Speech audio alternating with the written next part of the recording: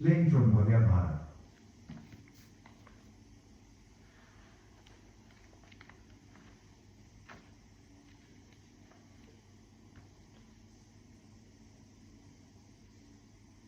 एक बार की बात है, एक सज्जन शालग्राम शिला एवं प्रतिमा दोनों की एक साथ ही पूजा कर रहे थे, परंतु उनके मन में भेदभाव था।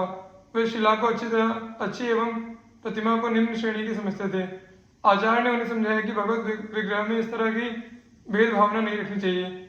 इस पर वे सज्जन बिगड़ खड़े हुए एवं अकड़कर प्रतिमा की छाती पर शालग्राम को रखकर हाथ में पधरा दिया। प्रातःकाल देखने पर मालूम हुआ कि शालग्राम की शिला चूर चूर हो गई है। तब तो उन्हें बड़ा पश्चाताप हुआ और जाकर उन्होंने आचार्य चरणों से क्षमा मांगी।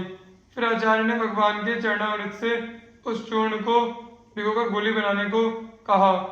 ऐसा करने पर मूर्ति फिर ज्यों की त्यों हो गई। उनका समग्र जीवन ऐसी चमत्कारपूर्ण घटनाओं से ओतप्रोत था, परंतु एक महान भगवत भक्त के जीवन में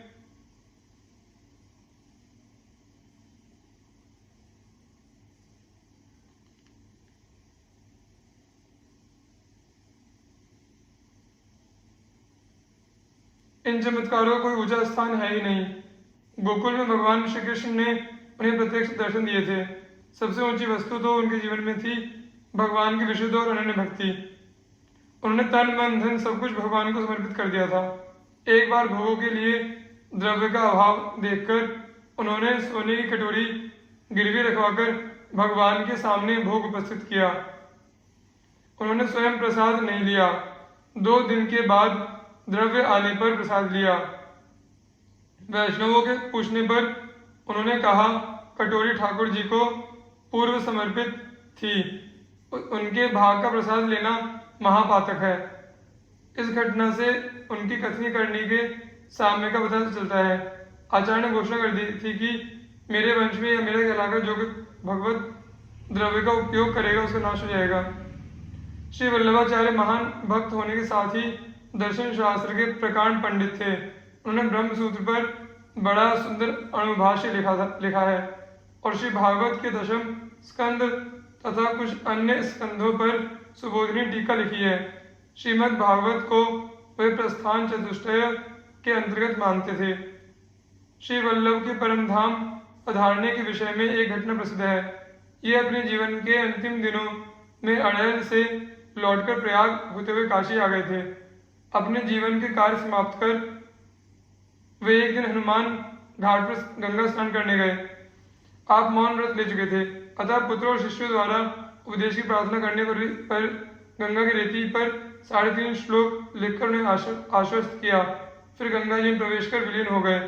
कहते हैं तभी गंगा जी के प्रवाह से एक तेज पुंज निकला और अनंत आकाश में विलीन हो गया। हनुमान घाट पर उनकी एक बैठक बनी हुई है। इस प्रकार वे 1587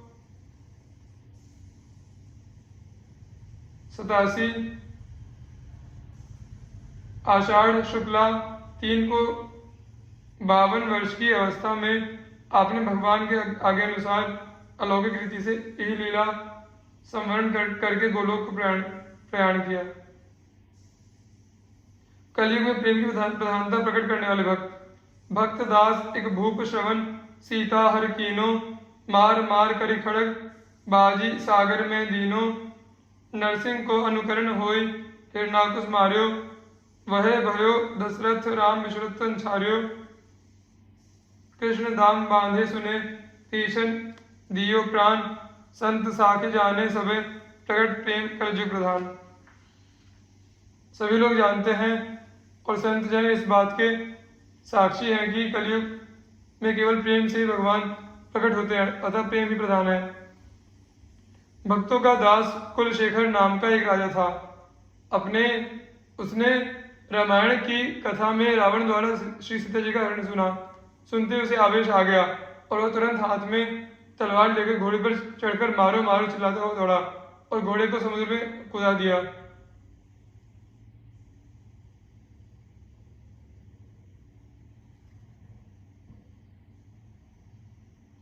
दूसरे एक प्रेमी भक्त ने नृसिंह लीला के अनुकरण में नृसिंह बनकर हिरण्यकशिपु बने हुए व्यक्ति सचमुच मार डाला।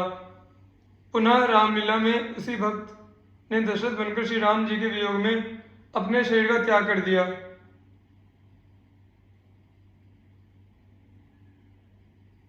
श्री रतिवंती बाई ने श्री भागवत की कथा में सुना कि माता यशोदा ने रस्सी से श्री कृष्ण को बांध दिया, सुनते अपने प्राण त्याग दिए।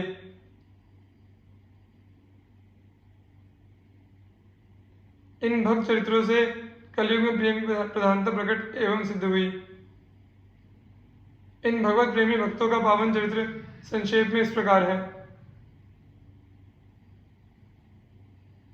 श्री कुलशेखर जी। कोल्ली नगर केरल के राजा दृढ़व्रत बड़े धर्मात्मा थे, किंतु उनकी कोई संतान न थी। उन्होंने पुत्र के लिए तप किया और भगवान नारायण की कृपा से द्वादशी के दिन पुनर्वसु नक्षत्र में उनके घर एक तेजस्वी बालक ने जन्म लिया। बालक का नाम कुलशेखर रखा गया। ये भगवान के कौस्तुभ मणि के अवतार माने जाते हैं। राजा ने कुलशेखर को विद्या, ज्ञान और भक्ति के वातावरण में संवर्धित किया। कुछ ही दिनों में कुलशेखर तमिल और संस्कृत भाषा में पारंगत हो गए और इन दोनों प्राचीन भाषाओं के सभी धार्मिक ग्रंथों का उन्होंने आलोड़न कर डाला। उन्होंने वेद वेदांत का अध्ययन किया और 64 कलाओं का ज्ञान प्राप्त किया। यही नहीं, वे राजनीति, युद्ध विद्या, धनुर्वेद, आयुर्वेद, गांधर्व वेद तथा नृत्य कला में भी प्रवीण हो गए।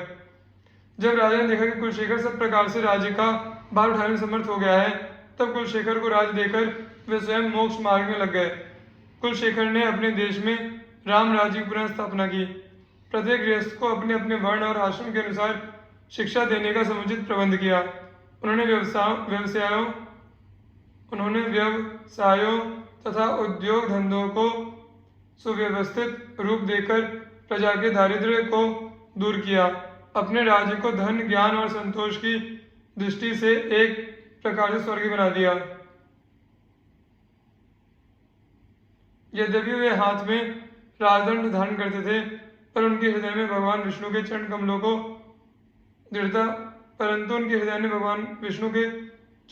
दृढ़ता पूर्वक पकड़ रखा था। उनका शरीर यद्यपि सिंहासन में बैठा था, पर हृदय भगवान श्री राम का सिंहासन बन गया था। राजा होने पर भी उनकी विषयों में तनिक भी प्रीति नहीं थी।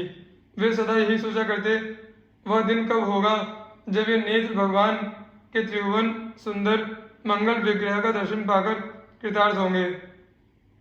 मेरा मस्तक भगवान श्री रंगनाथ के चरणों के सामने कब झुकेगा।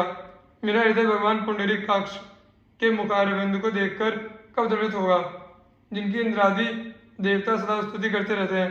ये नेत्र किस काम के हैं यदि इन्हें भगवान श्री रंगनाथ और उनके भक्तों के दर्शन नहीं प्राप्त होते।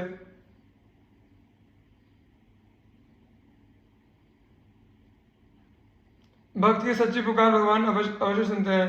एक दिन रात्रि के समय भगवान नारायण अपने दिव्य विग्रह में भक्त कुलशेखर के सामने प्रकट हुए। कुलशेखर उनका दर्शन प्राप्त कर शरीर के सुख भूल गए। उसी समय उनका एक प्रकार से काया पलट ही हो गया। वे सदा भगवत भाव में लीन रहने लगे। उनका सारा समय सत्संग, कीर्तन, भजन, ध्यान और भगवान के अलौकिक चरित्रों के श्रवण में ही व्यतीत होता। उनके इष्टदेव श्री राम थे और वे दास भाव से उनकी उपासना करते थे।